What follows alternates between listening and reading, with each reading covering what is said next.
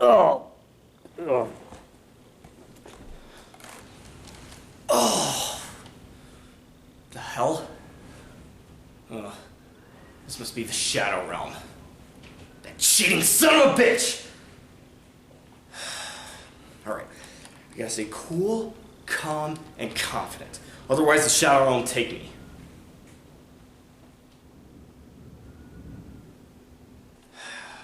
Well, I guess continuing Yugi month is a good way as any.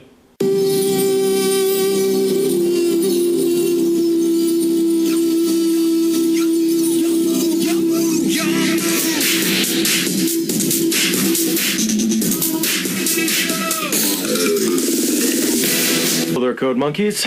We all have our guilty pleasures, don't we? Well, one of mine is the 4Kids version of Yu-Gi-Oh! An anime about a boy named Yugi, the ancient Egyptian pharaoh. Yeah, we got the rundown last time. This show is so full to bursting with absurdity that I've decided to devote an entire video to the topic. In no particular order, these are the top 5 most entertainingly absurd things about Yu-Gi-Oh!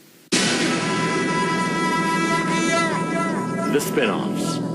At present time, there are 4 Yu-Gi-Oh! Spin-off series entitled Yu-Gi-Oh! GX, Yu-Gi-Oh! 5Ds, Yu-Gi-Oh! Capsule Monsters, and Yu-Gi-Oh! Zexal. And as of now, there is another series known as Arc 5.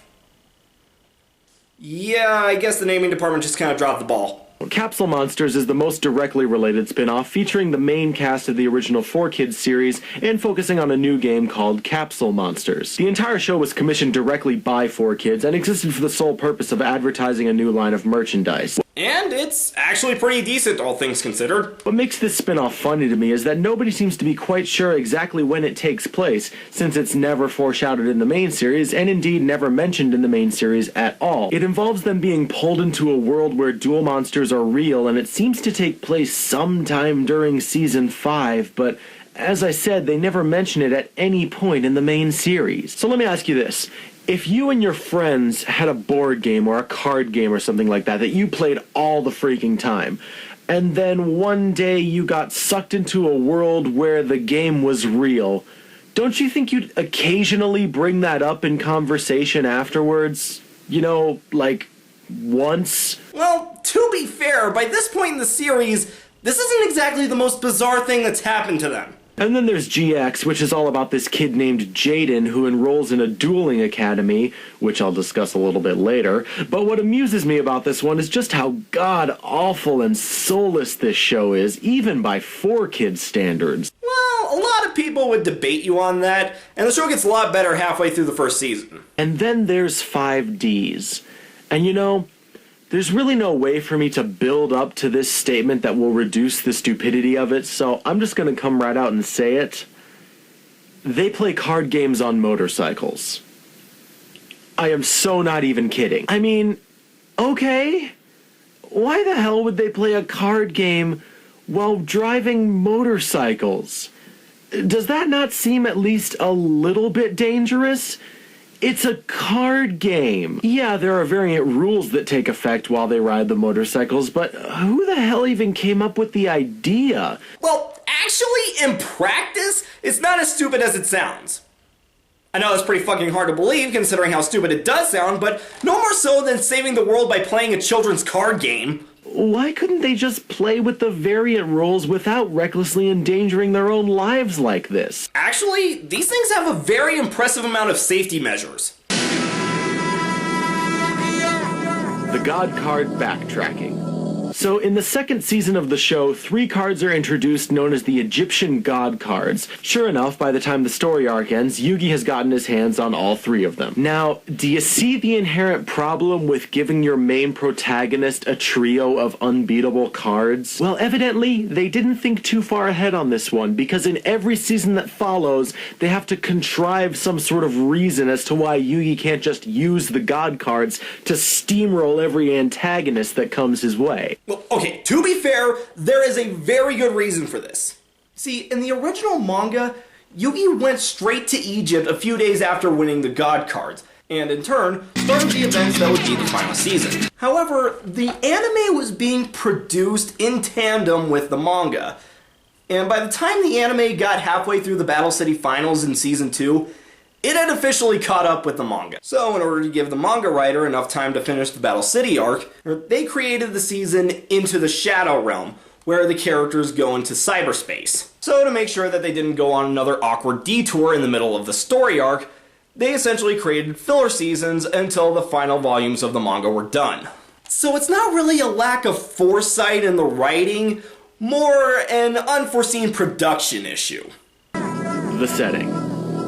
Okay, so let me get this out of the way here. The main overarching notion of the series is the fact that the card game they play, entitled Duel Monsters, is based on a game from ancient Egypt that was played with real monsters and real magic. And because of that, it can be used in the modern day to achieve incredible power if used correctly and with the aid of the right Egyptian artifacts. You know, no matter how many times I hear that, it never sounds any less awesomely stupid. That I have no problem with. Card game that can be used for magic? Go for it. I can totally suspend my disbelief for that. What I can't suspend my disbelief for, however, is the sheer ubiquity of this card game. The world in which these characters live is entirely dominated by the Duel Monsters card game. In fact, excluding background characters, I don't think there's a single person in the entire series who doesn't play the game. But it's not just that. Their culture, their economy, their entire lives are completely and utterly consumed by this game. Yeah, that is pretty stupid. I mean, granted, Duel Monsters is a great game, but they treat it like it's a professional sport. Don't believe me? Well, let's take a look at Season 1. The main group of characters, who are all still in high school, leave their school for an extended period of time to participate in a Duel Monsters tournament held on the private island of the creator of the game, and there are literally thousands of people, enough to fill a cruise ship, most of them high school age or younger, assembled on this island. Can you ever imagine getting time off from school to go attend a card game tournament? Hell, the main characters frequently travel outside the country during their dueling careers. They're still in high school! Actually, their globetrotting is about saving the world, not competing in tournaments. The Shadow Realm. So, the thing about 4Kids is that they have some odd ideas about what kids can and can't handle in their television programming. It takes a special kind of bizarre thinking to create a set of standards that greenlights a giant ancient dragon god drenching a character in blazing, wrathful fire, but refuses to show any of the characters punching each other. Once again, so not even kidding. Does that mean you pulled that clip from the Japanese version? But the most hilarious example of this to me, not just in Yu-Gi-Oh, but 4Kids in general, is the creation of the Shadow Realm. This has become something of a joke among Yu-Gi-Oh fans. So there's this thing in the original series called a Shadow game, where the stakes are a lot higher than the average game. If you lose a regular game, no big deal. You just lose. But if you lose a Shadow game, you die. Ugh. But in the 4Kids version, the consequences are a bit different. See, one of the many things that 4Kids won't touch with a 10-foot pole is the concept of death. Nobody dies in a 4Kids cartoon. Ever. Kids can't handle the death of a cartoon character, don't you know? So they invented this thing called the Shadow Realm. Instead of dying when someone loses a Shadow game, they're sent to the Shadow Realm. The Shadow Realm is basically a realm of eternal suffering that's shown to be able to kind of twist itself into a form that the prisoner would find the most painful.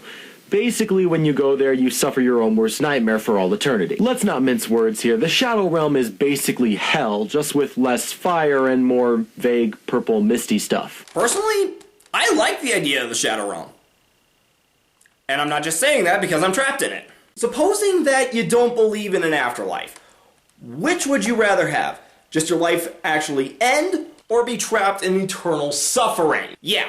So in my opinion, this is one of the changes that 4Kids made that actually made the show better, just not in the way that was intended. The Shadow Realm to me is a perfect indicator of everything that is ridiculous about 4Kids' priorities. They don't want to kill people on their show, so instead, they send them to a realm of eternal pain and suffering.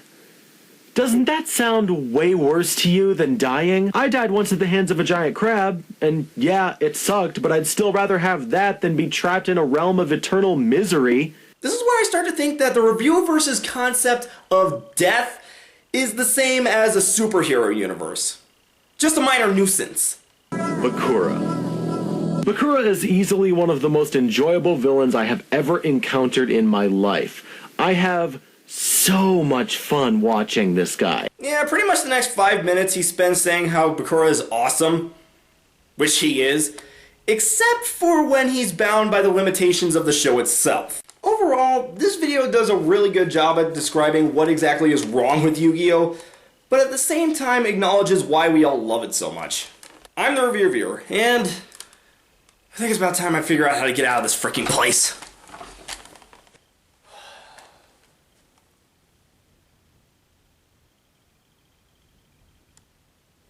What the... Guys? So yeah, I was like, Oh man, I thought we got rid of you. What the hell are you talking about? We're supposed to be friends! oh please, we were never actually your friends.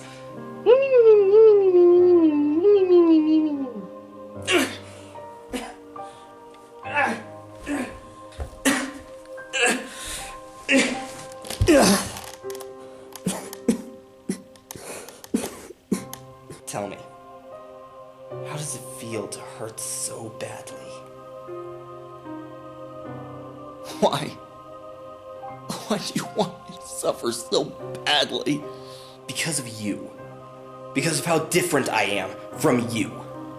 There are many opposites between us, reviewer. You're pretty good with a sword. I'm not one for blades. You can't hit the broadside of a barn. I'm an expert marksman. But the biggest difference between us?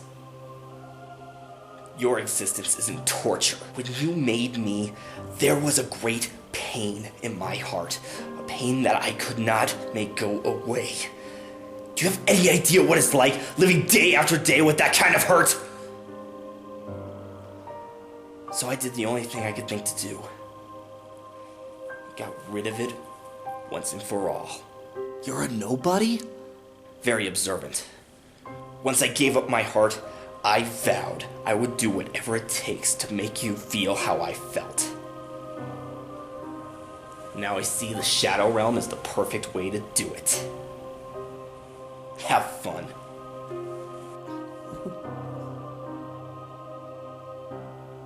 Weston, Leader, Doc, Mr. It.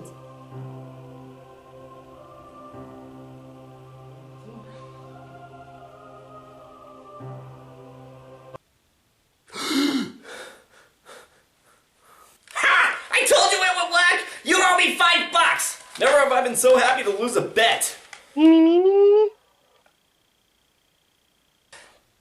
Yeah, thanks guys. It was crazy. You were there. You were there.